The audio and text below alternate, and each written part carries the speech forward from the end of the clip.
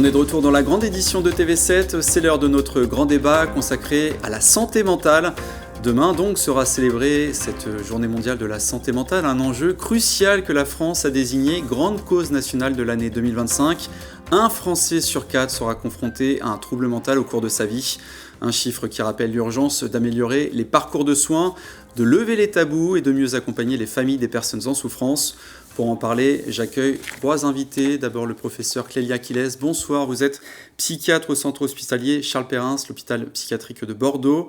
Bonsoir. Avec moi également Emmanuelle Doriez, vous êtes présidente fondatrice de l'association PsyHop, une association d'accompagnement et d'entraide pour les personnes ayant des troubles de l'humeur. Vous êtes aussi médiatrice pair en santé mentale et en neurodéveloppement à l'hôpital Charles Perrin. Et également avec moi, Emmanuelle Marie, vous êtes bénévole à l'UNAFAM Gironde, une association qui vient en aide aux familles de personnes souffrant de troubles psychiques. Merci à toutes les 3 pour votre venue, pour votre participation. La première question, elle est pour vous, professeur. J'ai parlé de ce chiffre, une personne sur 4, ça représente environ chaque année 13 millions de Français concernés par ces problèmes. Comment expliquer des chiffres aussi hauts, aussi importants ? Alors, ce sont des chiffres importants. Il faut distinguer, je pense, la santé mentale des troubles psychiatriques. La santé mentale, ça concerne tout le monde. C'est l'équilibre entre les émotions, le fonctionnement psychologique de tous les jours, et c'est la capacité à gérer le stress, la capacité à fonctionner dans la vie quotidienne. Et à côté, il y a les pathologies mentales, qui sont des pathologies psychiatriques, donc qu'on doit soigner et prendre en charge. Et on a toujours eu des chiffres élevés, assez constants de pathologies mentales, qui touchent un nombre conséquent de la population. Alors les explications, peut-être qu'on peut parler de l'augmentation chez les plus jeunes ces derniers temps, les explications pour essayer de comprendre pourquoi ça a augmenté comme ça ces derniers temps.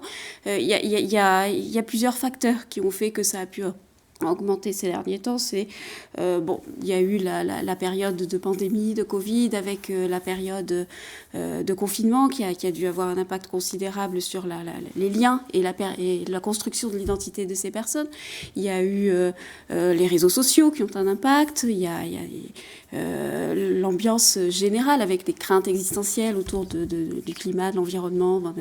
Tous ces facteurs peuvent contribuer à majorer, mais la psychiatrie, les pathologies psychiatriques, c'est un chiffre important, mais c'est l'association d'une vulnérabilité génétique, biologique, avec des facteurs environnementaux.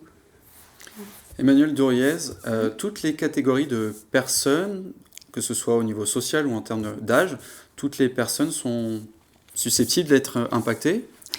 Alors oui, à partir de l'adolescence, pour les troubles psychiatriques, c'est à partir de là qu'on les développe. Pour les troubles du neurodéveloppement, par contre, c'est vrai que c'est à la naissance qu'on a cette anomalie dans le développement du cerveau. C'est pas moi qui en parlerai le mieux non plus. Oui, donc ça peut être tous les âges, même parfois c'est diagnostiqué trop tard et donc le pronostic est moins bon. Et c'est pour ça aussi que souvent on fait des campagnes, on essaie de faire que les gens se fassent diagnostiquer pour que le pronostic soit meilleur. Emmanuelle Marie, votre fille, votre propre fille, je me permets de le dire, est atteinte de troubles bipolaires. Comment, en tant que parent, en tant que proche, on arrive à détecter ce genre de troubles ? Alors, c'est pas les proches qui le détectent, mais c'est que le jeune tombe malade. Donc là, ma fille, je parlais d'elle, elle a eu une première dépression à 16 ans.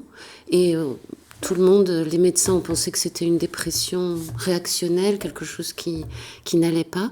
Et ce qui s'est passé, et je trouve que c'est intéressant à savoir, c'est qu'on lui a donné des antidépresseurs et qu'elle a fait ce qu'on appelle un virage maniaque, c'est-à-dire qu'elle est entrée dans une phase très excitée. Et c'est comme ça qu'on a su qu'elle n'était pas simplement en dépression, mais atteinte d'un trouble chronique qui est la bipolarité. Et à partir de là, il a fallu, et ça a été très très long, trouver un traitement. Justement, j'allais venir, professeur. Comment on arrive justement à distinguer dans ce genre de situation, faire la différence entre un simple état dépressif, un moment passager, et puis une vraie urgence psychiatrique ? Alors déjà, la dépression, c'est vraiment une pathologie. C'est pas un simple état passager, c'est une pathologie à part entière, avec des symptômes précis, un retentissement dans la vie quotidienne, une durée suffisante. Il y a plusieurs critères qui nous permettent de poser le diagnostic. Et ensuite, comment on arrive à distinguer spécifiquement, on a des symptômes qui permettent de préciser s'il s'agit plutôt d'une dépression dans le cadre d'un trouble dépressif récurrent ou s'il s'agit d'un trouble de l'humeur, trouble bipolaire, auquel cas les traitements ne sont pas les mêmes. Mais on a effectivement une sémiologie, des signes et des symptômes précis, associés à un retentissement dans la vie quotidienne, associés à une durée suffisante pour porter les diagnostics de pathologie. Comment on adapte les traitements à la singularité de chacune des personnes, en fonction de leur vulnérabilité, en fonction de leurs troubles? Comment on s'adapte? Alors, c'est une prise en charge globale. Alors, le traitement pharmacologique, c'est une partie de la prise en charge. Et le traitement pharmacologique va être adapté en fonction de la pathologie spécifique de la personne. Mais au-delà de ça, le rétablissement de la personne, c'est pas uniquement le rétablissement clinique, c'est pas uniquement le rétablissement des personnes, des symptômes, pardon. Et donc, au-delà des symptômes, il va falloir prendre en charge le rétablissement personnel, tout ce qu'il va y avoir autour.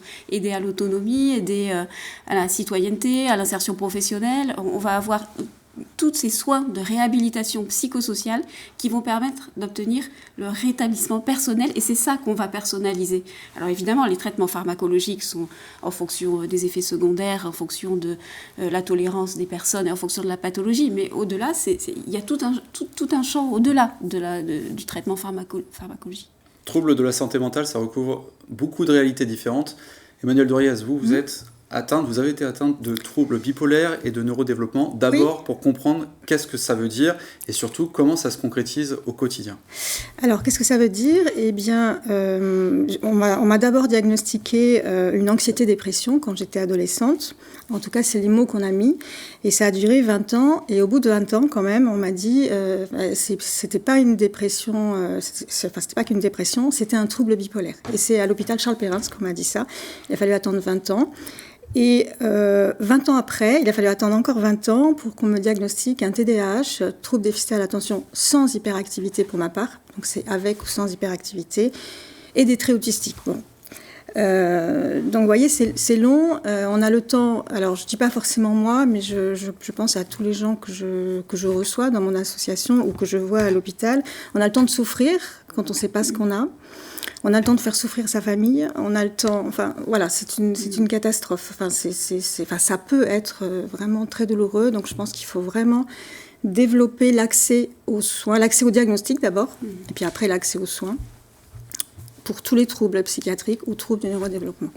Bon, je vais y revenir un peu plus tard, mais en tant que mère d'une fille concernée par ce genre de problème, quels sont les moments les plus difficiles dans le parcours de soins? Je voudrais juste dire 2 petites choses très vite avant. La première chose, c'est que personnellement, ma fille a été diagnostiquée très vite. Ça a pris 2 ans grâce au centre expert bipolarité, et ça, c'est vraiment important à connaître. Et la deuxième chose, c'est que pour ma fille, ça a pris 11 ans pour qu'on trouve le traitement. Donc c'est vraiment très très difficile.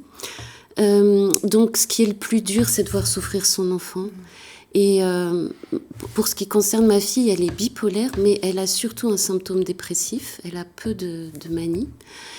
Et c'est atroce. C'est vraiment, qu'est-ce que je pourrais dire, voir le Christ sur la croix. On se sent démuni, impuissant? On se sent extrêmement malheureux. On est souvent aussi l'objet d'une certaine agressivité parce que la personne est tellement mal et puis elle est tellement agressée par le réel qu'on est un peu pris dans une impression d'injustice soi-même. Et donc c'est très important, pour ma part je dirais, d'adhérer à l'UNAFAM, qui est l'association des aidants de personnes qui ont un trouble psychique, et de se faire suivre. Moi-même, j'étais très suivie quand ma fille était au 36e dessous, et d'être très entourée, très soutenue, parce qu'il faut tenir. Pour y revenir sur la durée nécessaire pour poser un diagnostic, pourquoi c'est si long? Vous avez parlé de 20 ans, vous avez parlé de 11 ans. Non, j'ai parlé de 2 ans pour ma fille, donc c'est vraiment pas long. 11 ans, c'est pour trouver le traitement. Pardon, alors pourquoi c'est si long de poser le diagnostic et de trouver le traitement appropriée. Alors juste, moi, je voulais rebondir rapidement sur la nécessité de travailler avec les proches aidants, qui est vraiment fondamentale parce que ça fait partie des piliers du rétablissement. On sait que, comme je vous disais tout à l'heure, rétablissement clinique, rétablissement personnel, dans les piliers du rétablissement personnel, il y a aussi le lien social, la participation des proches. Et c'est vraiment essentiel que les proches soient associés et aidés également parce que c'est un fardeau extrêmement lourd et la souffrance psychique, c'est terrible, une souffrance terrible. Et donc, pourquoi c'est si long ? Alors, il doit y avoir multiples raisons. En tout cas, aujourd'hui, il y a des structures quand même, il y a beaucoup de choses qui se sont développées pour essayer de faciliter l'accès aux soins. C'est aussi très long parce qu'il y a beaucoup de stigmatisation de ces soins. C'est les pathologies psychiatriques. C'est très bien qu'on ait cette émission ce soir parce que ça permet d'en parler, ça permet de discuter, de faire connaître les signes et symptômes de ces maladies, de dire que ça existe et qu'il y a des structures qui permettent d'orienter, d'avoir un diagnostic, mais c'est très long parce que il y a plein de facteurs qui conduisent à ça. En tout cas, aujourd'hui, on a des structures comme les centres experts ou des spécialisés qui permettent d'aller plus vite. Quand on souffre de ces troubles ou quand on est un proche de quelqu'un en souffrance, la notion de tabou, c'est une réalité. On a un sentiment de honte, de stigmatisation.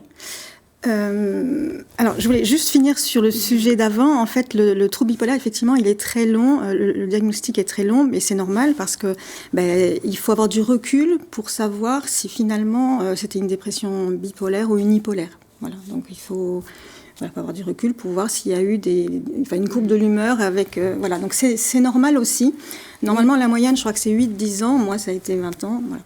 C'est-à-dire que les symptômes évoluent aussi au fil du temps et on a une notion de durée qui fait partie du diagnostic. Voilà, c'est ça. Et pour le tabou ? Pour le tabou, alors, moi j'ai été soulagée d'avoir ce diagnostic, que je voulais être soignée, etc. On mettait un nom sur quand même un ennemi invisible, qui était quand même très difficile. Mais par contre, après, dans la vie de tous les jours, c'est vraiment très difficile. J'en ai honte, oui, effectivement, quand je dois aller chez le dentiste, quand je dois aller faire une IRM, quand je dois... Je veux dire, j'ai vraiment honte, je redoute de Pourquoi cette honte ? Vous avez peur de ne pas être prise au sérieux, c'est ça ? Mais oui, tout à fait. De toute façon, c'est prouvé. C'est prouvé. Il y a eu une thèse là-dessus à l'Université de Bordeaux. Des personnes qui ont beaucoup. Enfin, en tout cas, c'est celle que j'ai vue. Les personnes qui ont des troubles psychiatriques sont moins bien pris en charge dans les soins somatiques. Et c'est-à-dire qu'ils sont plus à même d'avoir des tumeurs, ils sont plus à même d'avoir des risques cardiovasculaires parce qu'on va moins les écouter, leurs plaintes seront moins écoutées. Et moi, à mon petit niveau, quand je vais... en fait, j'ai peur qu'on me prenne plus au sérieux. Voilà. J'ai peur de ne plus être crédible. J'ai peur que si j'ai mal, on ne me croit pas. Enfin, voilà, c'est très concret. Emmanuelle Marie, ce sentiment d'incompréhension, de solitude, vous l'avez déjà aussi ressenti ? Alors moi-même, j'ai pas du tout honte de la pathologie. Non, en étant maman d'une personne concernée. Oui, il me semble que c'est le handicap qui est une honte. Après, celui-là précisément, le handicap psychique, certainement oui, que ma fille dirait qu'elle en a honte aussi. Moi-même, non, pas du tout, donc c'est un petit peu à distance. Emmanuelle Douriez, vous avez donc créé cette association qui vient en aide aux personnes concernées, mais en parallèle, vous êtes aussi médiatrice père. Qu'est-ce que c'est que ce dispositif et surtout, en quoi ça aide la relation soignant-soigné ? Alors, depuis une vingtaine d'années, on assiste à ce qu'on appelle un mouvement de démocratie sanitaire depuis la loi Kouchner de 2002. Et ça s'exprime sous différentes formes. Et le fait de créer des postes de patients formés, alors qu'on appelle des pères aidants ou des médiateurs de santé père, c'est un acte de démocratie sanitaire. On est toujours en train, dans notre système de santé, de mettre les patients, d'intégrer les usagers, parce que c'est un facteur d'amélioration de la qualité des soins. Ce retour d'expérience, est-ce qu'il change la façon d'appréhender ces pathologies, ces troubles ? Les médiateurs santé père, oui. Les médiateurs santé père ont un rôle fondamental dans nos unités aujourd'hui. Ils permettent, même que ce soit auprès des patients ou auprès des soignants, tout le monde est d'accord sur le fait qu'on a une plus-value énorme à travailler avec des personnes qui ont vécu cette expérience que nous, en tant que soignants, on peut décrire via nos connaissances, mais pas de manière vécue. Mais, j'avais un petit mot sur juste avant. La stigmatisation, c'est un frein. Autant tout à l'heure, on a dit les proches et la famille, c'était une aide au rétablissement. La stigmatisation, c'est montré dans beaucoup d'études, c'est vraiment un frein puissant au rétablissement. Et les personnes intègrent ce stigma et pensent qu'elles sont elles-mêmes telles que la société dit qu'elles sont, c'est-à-dire violentes, pénibles, comprennent rien. Voilà, donc ça c'est... Vous avez souligné tout à l'heure l'importance de la famille dans le parcours de soins. Quel type de soutien propose l'UNAFAM aux familles concernées et en quoi quels sont les soutiens dont elles sont les plus demandeuses? Alors merci vraiment de poser cette question parce que c'est tellement important cette association quand on est aidant. Mais je crois que déjà la première chose, c'est que dès qu'on est avec d'autres bénévoles ou d'autres adhérents, on se comprend immédiatement et ça déjà c'est énorme. Mais sinon l'association propose beaucoup de choses. Elle propose des formations, elle propose des groupes de parole, elle propose des journées de rencontres et d'ailleurs j'en profite pour dire que lundi prochain on fait notre porte ouverte à Bacalan dans notre nouveau lieu. Et donc, vous voyez, c'est vraiment... Et c'est très génial, cette idée de formation pour les aidants.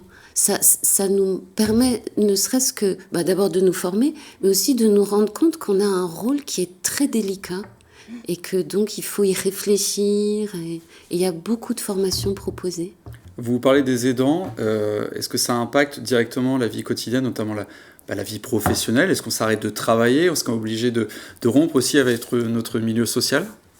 Alors c'est à plus ou moins grande échelle, mais effectivement ça a des effets. Moi je sais que heureusement j'étais très épaulée par mon médecin, mais j'ai dû m'arrêter pour aller chercher ma fille là où elle faisait ses études.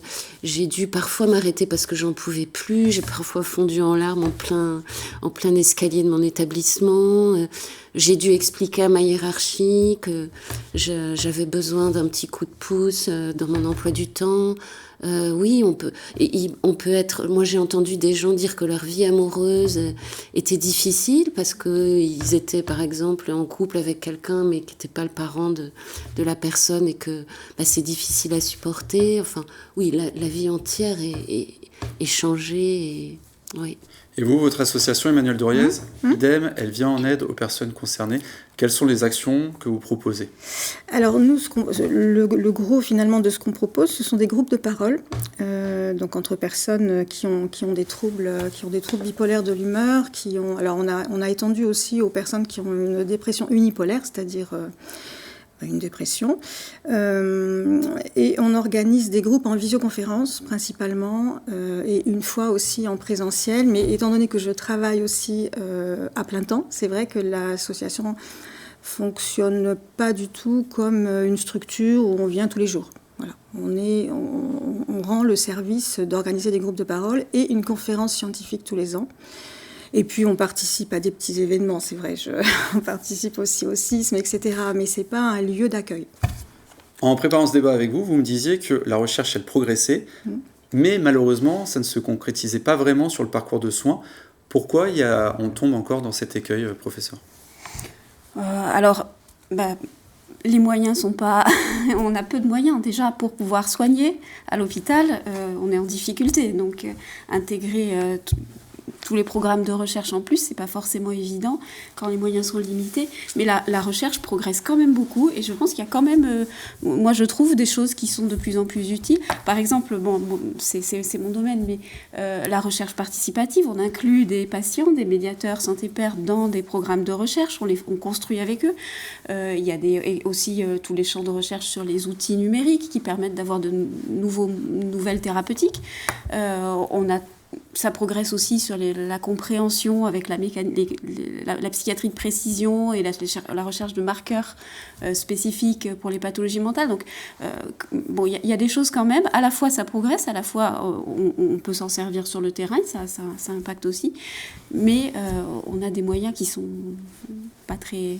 Vous parlez du manque de moyens, mais est-ce qu'il y a des disparités aussi territoriales qui sont des facteurs aggravants dans la prise en charge des personnes concernées? Oui, moi je viens des Deux-Sèvres, donc je suis de Niort et effectivement, les personnes qui habitent dans des régions qui ne sont pas dans des grandes villes ont quand même moins de chances d'avoir un suivi psychiatrique ou d'avoir un suivi avec une équipe pluridisciplinaire comme on a ici à Bordeaux. Donc à Bordeaux, voilà. L'UNAFAM cet été a proposé un plan d'action, 48 propositions au ministère de la Santé pour refonder la psychiatrie en France. Je voulais parler notamment d'un problème qui est visé dans ces propositions. Ce sont les droits des personnes concernées. Elles sont souvent pas respectés, ces droits sont souvent pas respectés. Là aussi, il y a un gros travail à faire pour changer les mentalités. Je parle notamment de la contention, de l'isolement, de l'absence de visite, l'impossibilité aussi pour ces personnes d'utiliser leur téléphone portable dans les établissements concernés. Là aussi, il y a un gros travail à faire pour changer les mentalités. Oui, mais j'imagine qu'avec ce manque de moyens, on a du mal mais ça progresse. À faire bouger Beaucoup les de choses. sont faites. Et effectivement, la contention, c'est un drôle de soin. Tout cet isolement, et comme vous le dites, c'est vraiment quelque chose qu'on essaye de faire évoluer.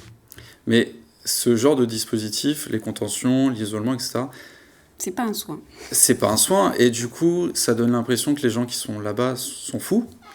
Si on leur inflige de tels traitements, non. C'est plutôt sécuritaire dans une visée de protection, souvent soit de la personne elle-même, soit autour. Mais effectivement, c'est pas un soin et bon, on travaille vraiment à réduire, voire à abolir la contention. Au-delà de ça, je voulais parler de la santé mentale pour les gens qui ne souffrent pas de troubles particuliers. Pourquoi on a tant de mal à parler de nos problèmes de santé mentale ? Pourquoi on est aussi silencieux sur le sujet ? C'est une grande question. Hein. Est-ce que je suis inspirée sur ce sujet Parce qu'on a envie de parler de positif, j'imagine. On n'a pas envie d'être malade. Et puis il y a ces préjugés sur les personnes, sur les fous, sur les... c'est très vieux, ces préjugés. Hein. Ça date de centaines d'années. Donc on n'a pas envie de ressembler. On entend souvent des gens qui ne veulent pas aller aux soins parce que ils sont pas fous. Mais non, je suis pas fou, moi, donc je suis pas folle. Et voilà, il y a cette peur. Mais ça vient des représentations qu'on a autour de la pathologie mentale qui impactent. On veut pas être concerné par ça. C'est pas moi, ça me regarde pas. Moi, je veux bien prendre ma casquette de prof de philo pour répondre. Je crois que ça vient d'une représentation qu'on a de la différence entre l'âme et le corps, qui est un débat très long chez les philosophes, mais en gros, on a l'impression qu'il y a l'âme d'un côté et le corps de l'autre. Et le corps, on n'en est pas trop responsable, donc si on a un cancer, c'est pas de notre faute. Mais on a l'idée que l'âme, c'est vraiment nous, donc plus que le corps. Donc si je suis malade de mon âme, tout ce qui est affectif et psychique, eh bien, ça serait vraiment identitairement insupportable. Et puis, il y a aussi une autre idée qui est que la souffrance psychique n'est pas une vraie souffrance, alors que je crois qu'on peut montrer que c'est une vraie souffrance et peut-être parfois pire. D'ailleurs, c'est pour ça que beaucoup de malades psychiques se scarifient, parce qu'ils préfèrent souffrir en s'ouvrant le poignet qu'en souffrant psychiquement. Il y a ce sentiment-là que la santé physique est plus importante, mieux considérée que la santé mentale, c'est ça ? Oui. On a ce sentiment, oui. Dernière question sur la jeunesse notamment. Il y a un baromètre qui est tombé sur la santé mentale des jeunes. Le constat est terrible. Seulement 45% des jeunes s'estiment en bonne santé mentale. Vous qui êtes professeur au lycée, cette dégradation de l'état de santé mentale de nos jeunes, vous le constatez au quotidien ? Franchement, je peux pas dire, non. Peut-être je les connais pas assez intimement, même si j'essaye d'être vraiment proche d'eux. Je peux pas dire. Mais... ce que je peux voir, c'est qu'ils s'ennuient beaucoup à l'école, quand même. On pourrait l'expliquer rapidement, il reste quelques secondes. Il faut être vigilant, il faut faire attention, parce qu'il y a une tribune qui est sortie dans Le Monde récemment avec plusieurs professeurs qui ont écrit. Faut distinguer la souffrance de l'adolescent, de jeune adulte et de ce qui est des difficultés psychologiques de la maladie psychiatrique. C'est pas la même chose. Donc la souffrance, effectivement, a pu augmenter parce qu'on a des difficultés d'adaptation et il y a des facteurs de stress importants dans notre société aujourd'hui, mais c'est pas forcément des pathologies psychiatriques. Eh bien, ce sera le mot de la fin, mesdames, puisqu'on arrive à la fin du temps à partie. Merci à toutes les trois pour votre participation. Merci à vous également pour votre fidélité. Dans quelques instants, vous avez rendez-vous avec Cléa Dufoy pour la météo, puis ce sera à 19h Sport avec Dorian Malvezin. Quant à moi, je vous retrouve à 19h30 pour un nouveau journal, avant Hebdo Echo à 19h45, suivi de Mode d'emploi à 20h. Restez bien avec nous, l'information continue sur TV7.